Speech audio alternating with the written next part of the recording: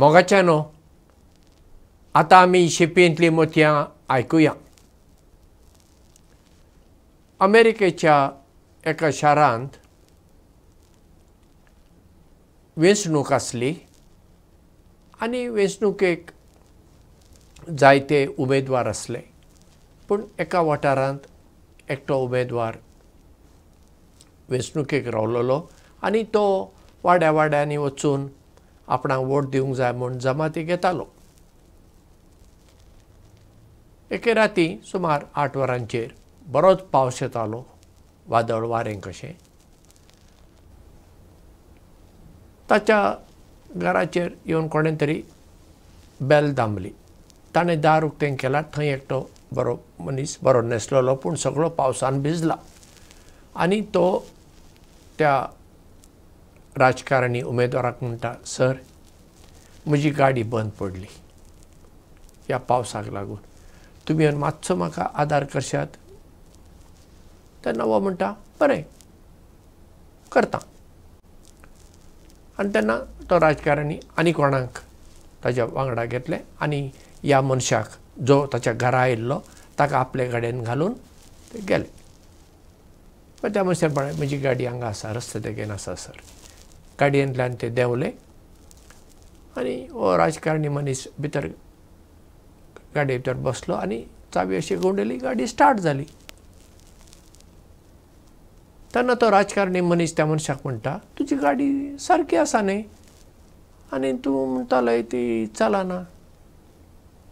तो मनीस आसून म्हणटा, सर म्हजी गाडी सारकी आसली पूण म्हाका तुमची परिक्षा करूंक जाय आसली, कित्याक तुमी आतां वेंचणुकेक रावल्यात न्ही. आतां हांवें वोट कोणाक दिवंक जाय? तुमकां दिवंक जाय वा आनी कोण तुमचे विरोध रावला तांकां दिवंक जाय? म्हणजे तुमच्या गुणांची म्हाका परिक्षा करूंक जाय आसली, देखून हांवें अशें केलें. आतां तुमीच म्हज्या मता प्रमाणे योग्य उमेदवार, म्हजो वोट तुमकांच, अशें ताणें म्हणलें आनी तो आपली गाडी घेवन गेलो. आतां पळया, वेंचणुक्यो सगळ्या कडेन जाता, आमच्याय देशांत जाता, आमच्या गांवांनी जाता, दुसऱ्यो वेंचणुको आसतात. तेन्ना आमी कोणाक आमचो वोट घालता काय?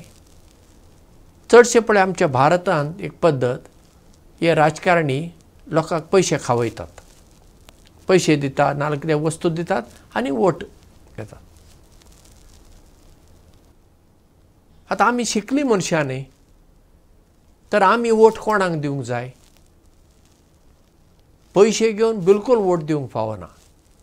ती आमची सोयरीं आनी असल्यो ह्यो गजाली आमकां लागना, कित्याक राजकारण्यांत कोण वेता ताका सोयरी लागना, ताका लागता तो आपलो वाठार. ज्या वाठारा खातीर तो रावला त्या वाठारांतलो सगळो लोक ताचो. त्या वाठाराचें बरेंपण ताणें दोळ्या मुखार दवरून वावर करूंक आसा न्ही. म्हजो विशय कांय राजकारण न्हय. हांव एक सादो नागरीक ह्या देशाचो, पूण म्हजे नदरेंतल्यान कोण राजकारणांत वचूंक सोदता आनी आमी कोणाक वोट दिवंक सोदता त्या मनशा कडेन ह्यो सकयल्यो वस्तू तरी आसूंक जाय. एक, त्या मनशाक शिकप आसूंक जाय. आतां पळय, कसलेंय एक काम, सरकारी जावं खासगी जावं, तें काम मेळूंक जाय जाल्यार तुका शिकप नाका. शिकप नासतना कसलेंय काम मेळटा? एक उण्यान उणें शिकप नाका. आतां हे आमदार जातात, MLA जावंक सोदतात आनी थोडे खासदार MP जातात, हांकां शिकप नाका? म्हज्या मतान उणें म्हणजे ग्रॅज्युएशन, चड शिकप आसल्यार बरें, तें तरी जायूच. शिकप नासल्या मनशाक आमी वोट दिवप ना, कित्याक ते फाल्यां आमचे वयर बसतले, राजकारण करतले, तांकां कितें समजता हे शिकप नासल्या मनशांक? म्हणटच पयले तांचो तें आसूंक जाय तो गूण म्हणजे शिकप. दुसरें, हे राजकारणी वेताल्या मनशांक तांकां रिटायरमेंट एज आसूंक जाय, निवृत्त पिराय आसूंक जाय. खंयच्याय मळाचेर पळया तुमी, तो मागीर सुप्रीम कोर्टाचो न्यायाधीश आसूं वा रिजर्व बँकाचो गव्हर्नर आसूं तांकां सगळ्यांक रिटायरमेंट एज आसा. आर्मीचो जनरल आसता ताकाय रिटायरमेंट एज आसा. राजकारणी मनशाक कित्याक नाका म्हूण एक रिटायर्ड एज ह्या पार्टींनी ठरोवंक जाय. ते ठरयनात, ते ठरोवंक जाय म्हणून आमी त्याच मनशाक कित्याक वेंचून काडप ना. तो रावता रावूं, आमी तुका वोट घालिना, जालें. हांव तरी घालचोच ना. तिसरें, हे राजकारणी मनीस कितें करता, त्या पक्षांत ताका टिकेट दिवना म्हणून ह्या पक्षांत वडटा आनी ह्या पक्षाचे मनीस ताका टिकेट दितात. तशें पक्षांतर करून आयल्ल्या मनशाक आमी वोट घालूं न्हय. पक्ष तो सोडून आयला तर नव्या पक्षान तो सादो एक कामगार म्हूण रावूं, त्या पार्टी खातीर काम करूं, पक्षा खातीर काम करूं, मागीर एक 5 वर्सां उपरांत जाल्यार ताका ते टिकेट दिवं ना. आतां कितें जालां, ते पार्टींत मांकडा भशेन ह्या रुकारतान त्या रुकारतान ह्या रुकार उडप. थंय आंबे नात, हांगा आंबे आसात, हे आंबे खावपाक उडप आनी आमी आसात तांकां आयते आंबे खाया म्हूण दिवपाक. असल्या मनशांक हांव वोट घालिना आनी घालचोय ना. चवथें,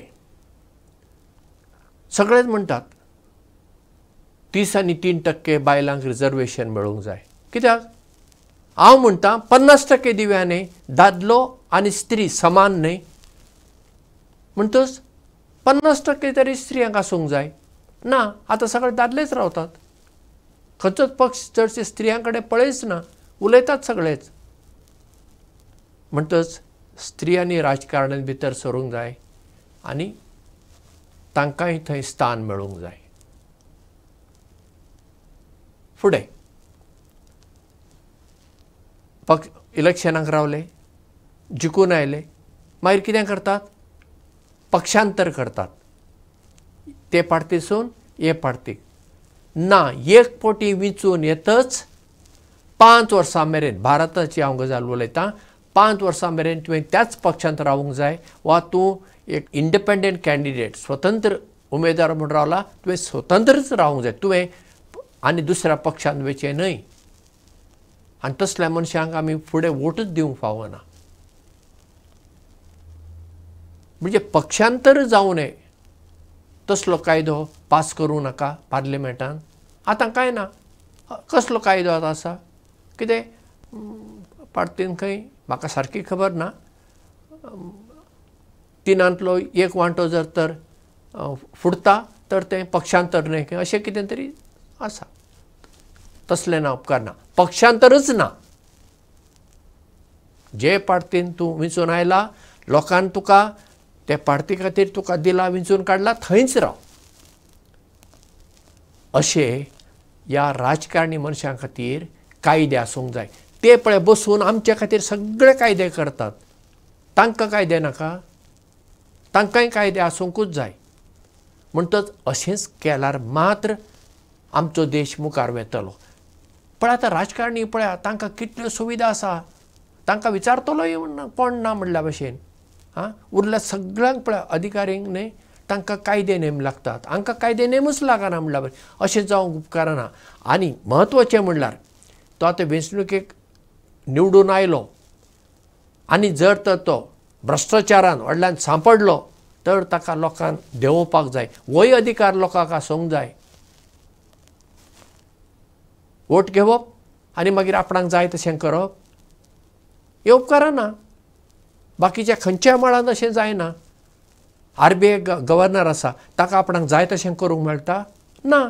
ताका कायद्या प्रमाणे कितें आसा, नेम कायदे कितें आसा तशेंच करचें पडटा न्ही. दर एका मळार अशेंच आसा. राजकारणाच्या मळाचेर तशेंच आसूंक जाय. ताकाय तीच शिक्षा मेळूंक जाय. तो राजकारणी म्हणून ताका शिक्षा ना. तो एक नागरीक भारताचो म्हण दुसऱ्यांक जर ख्यास्त पडटा आनी राजकारणी मनीस ही चूक करता, ताकाय ख्यास्त मेळूंक जाय. ताजी सीट बरखास्त जावंक जाय तर बरखास्त जावंक जाय. अशे कठीण कायदे राजकारणी मनशाक जेन्ना आसा वो आमचो देश फुडें वेतलो. आतां सगळ्यो गजाली आमच्या हातान ना, पूण थोड्यो गजाली तरी आमच्या हातांत आसा. कोणाक वोट दिवंक जाय तें आमी ठरोवपाक जाय. जे मनीस उक्त्या मनाचे विविधतेंत एकवट सोदतात, युनिटी इन डायवर्सिटी मल्टिप्लिसिटी, सगळ्या धर्मांच्या, रंगांच्या, जातीकातींच्या मनशांक लागीं हाडपी, तांचें बरें चिंतपी असल्या मनशांक आमी निवडून काडूंक जाय. नाजाल्यार आमी फाल्यां रडटा हे जळिल्ले राजकारणी म्हणून. चूक कोणाची? आमचीच. आमकां लागून दळिल्ले मनीस राजकारणी जातात न्ही. आमी बऱ्यांतल्या बऱ्या मनशाक वेंचून काडूंक जाय. पोर्तुगेज टायमार खंय आतांच्या भशेन म्युनिसिपालिटीक ते वेंचणूक नासली. जो गव्हर्नर आसतालो ताका खंय तो अधिकार आसलो. तो खंय कोणा तरी एका बऱ्या नागरिकाक आपोवन म्हणटालो खंय तुवें आतां चॅरमन जावंक जाय, तुवें आतां पणजे म्युनिसिपालिटीचो चॅरमन तुवें जावंक जाय म्हूण असो तो खंय वेंचून काडटलो. अशें आमी बऱ्यांतल्या बऱ्या मनशाक राजकारणांत हाडूंक जाय. तांणी आमकां पयशे दिवची गरज ना, आमी तांचे कडल्यान पयशे घेवची गरज ना. कित्याक तांणी जर आमकां पयशे दिले फाल्यां ते भ्रश्टाचारांत पडटले आनी आपणें खर्च केल्ल्या परस कितलेशेच चड वांट्यांनी दुडू एकठांय करूंक पडटले. देखून आतां कितें जालां भारतांत राजकारण म्हणजे तुका जर तर दुडू जोडूंक जाय, उण्यांतल्या उण्या वेळा भितर चडांत चड दुडू जोडूंक जाय, तुवें राजकारणांत वचूंक जाय. असलें घाणेरडें राजकारण आज आमच्या देशांत चलता. हें काडूंक जाय, हें निवारूंक जाय, हांतल्यान सुटका जावंक जाय. तर तो फुडाकार आमी दर एका नागरिकान घेवंक जाय. तर तसले नागरिकां आमी ह्या देशाची जावया आनी बऱ्यांतल्या बऱ्या राजकारणी मनशांक आमी राजकारणांत हाडुया, तांकां वेंचून काडुया आनी हो आमचो देश फुडें व्हरुया. देव बरें करूं आनी मोग आसूं.